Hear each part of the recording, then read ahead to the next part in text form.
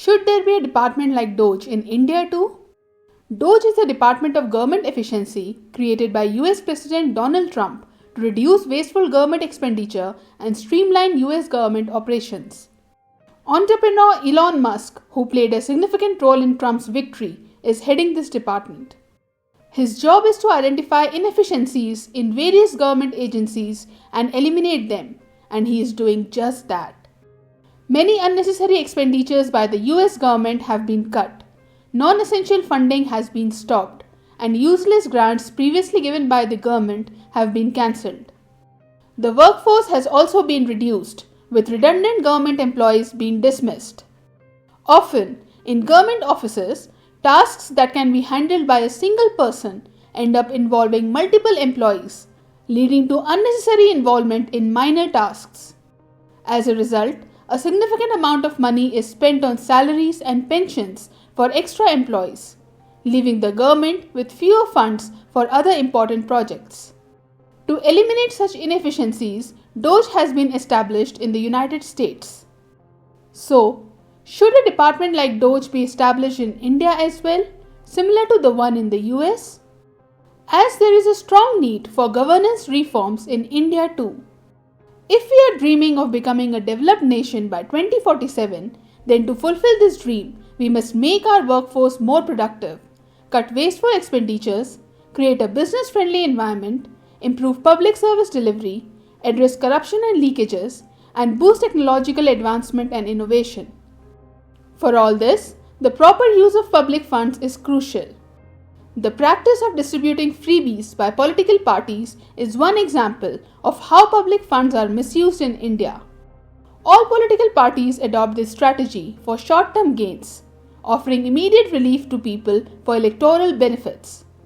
However, this places a significant economic burden on the ruling government in the future. Debt increases, the fiscal deficit widens, and there are no public funds left for development. Such populist spending may help win elections, but it puts financial stress on the government, upsetting the fiscal balance and hampering economic growth. Resources get diverted from crucial sectors like education, healthcare, and infrastructure, and people start becoming dependent. Therefore, to achieve national development, it is essential to put an end to this culture of freebies. Hence, there is a need to identify such wasteful expenditures that are inhibiting India's development and hampering larger public welfare. Such inefficient spending must be reduced. Debt waivers and financial concessions given for political benefits, along with government handouts, benefits, and subsidies, must be properly evaluated to determine whether they are harming long-term financial sustainability. The delays and inefficiencies caused by bureaucratic red tape and hurdles must be addressed. There is a significant craze for government jobs in the country, and we all know why. To change this mindset, we must cultivate productivity and efficiency among government employees. We need to build a workforce known for meticulous planning and execution. Merit-based entry and performance-based promotions are essential if we want to improve the quality and efficiency of the workforce. If we aim to compete with a country like China, instead of merely comparing ourselves to Pakistan, we must address the problem of complacency and lack of motivation among government employees while fostering a culture of excellence. Standing in India, OpenAI CEO Sam Altman stated that in the AI race, the US has advanced so far ahead that, even with effort, India would not be able to compete or develop an AI model like ChatGPT. What was our response? There was outrage for 2 days and then everything calmed down. Meanwhile, China launched DeepSeek, an AI model challenging ChatGPT. Developed in a very short time and at a fraction of the cost, even Sam Altman had to publicly acknowledge DeepSeek as super impressive. What I mean to say is that we must learn to use public funds correctly. If we truly want to grow, we must identify the real issues and learn to address them. Otherwise, we will keep getting entangled in trivial matters and fall behind, getting diverted to unnecessary issues instead of focusing on critical areas like overpopulation, pollution, education, environment, and economy may lead to political gains in the short term, but in the long run, it harms the nation. Therefore, we must address inefficiencies in the system and foster a culture of innovation in the country. The process of governance must be made faster and more effective by eliminating redundant layers in bureaucracy. The administrative process must be simplified and the principle of minimum government, maximum governance must be strictly adhered to. Outdated rules should be removed.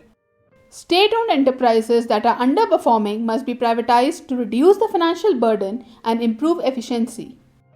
Our goal should be better resource utilization. Public service delivery must be improved by optimizing costs and reducing wasteful expenditure.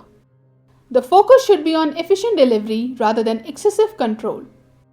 By leveraging AI and data analytics, we can improve citizen services.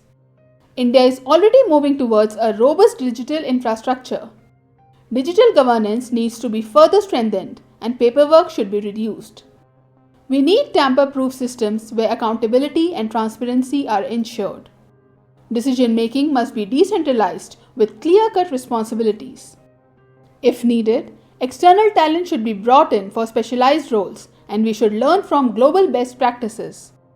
Transparent platforms should be created where citizens can provide feedback on government spending, policies, and work deadlines. If the public is aware, there will be pressure on officials who indulge in frivolous spending and fail to meet deadlines. Leaders will be held accountable for delays and inefficiencies. A transparent, efficient, and responsive system will foster business growth, boost investor confidence, and drive economic progress. India is a vast country where governance challenges vary by region, so region-specific strategies must be developed. India must unlock its demographic dividend and move towards sustainable development and growth. Budget allocation should be optimized accordingly. Just as programs like USAID have been closed in America and excess employees have been laid off, India must also optimize its workforce.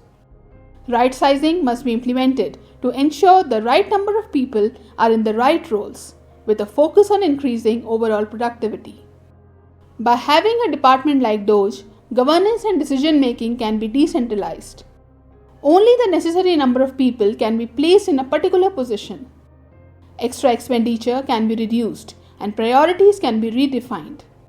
Slogans like miga or Make India Great Again are good, but to turn them into reality, effective implementation will be required. First and foremost, issues such as severe air pollution, water pollution, and mountains of garbage must be addressed, starting with the nation's capital. The country cannot become great without responding better to public needs or using public resources efficiently. A new department could help find innovative and improved ways to deliver services. However, the challenge lies in the fact that the government may also use this department to promote its ideology. Employees who align with the government's views could be rewarded, while those with opposing ideologies might face penalties under the pretext of workforce reduction. Ideologically driven employees may be promoted based on their beliefs rather than their actual performance. Decisions on which funding to cut or retain could also be influenced by bias. Ultimately, if such a department is established in India, its effectiveness will depend entirely on the fairness and integrity of the people running it. But if people were truly fair and upright, there would be no need for such a department in the first place. This discussion wouldn't even be necessary. Therefore, the more crucial issue is addressing the internal corruption of individuals. If that problem is resolved, corruption and inefficiencies will naturally disappear from the system. Otherwise, there is no guarantee that the people appointed to eliminate corruption won't end up indulging in it themselves.